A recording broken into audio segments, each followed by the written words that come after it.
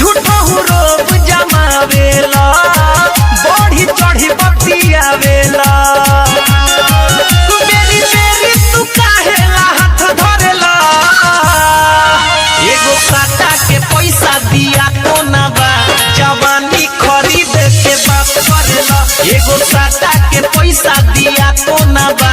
जवानी खरीद के बात करेला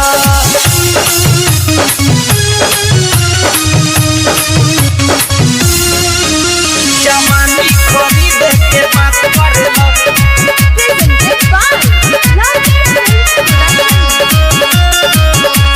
जवानी खरीद के बात करेला बेरी बेरी करत बड़ा गंदा गंदा इशारा हो मन में तोहरा का चलत बा बुझत बानी सारा हो बुझत बानी सारा हो बेरी बेरी करत बड़ा गंदा गंदा इशारा हो मन में तोहरा का चलत बा बुझत बानी सारा हो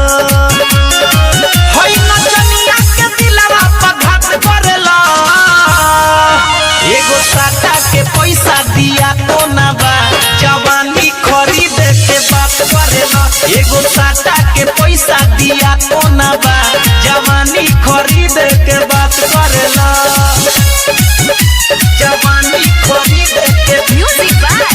विकेश भोजपुरिया। आप सुन रहे हैं अमित पटेल की आवाज में। बैठिए सटे जावे पर देवेला फरमाइश हो राइटर सुरेश अमित हर तोहर चॉइस हो हर तोहर चॉइस हो बैठिए सटे जावे पर देवेला फरमाइश हो भोजपुरिया विकेश अमित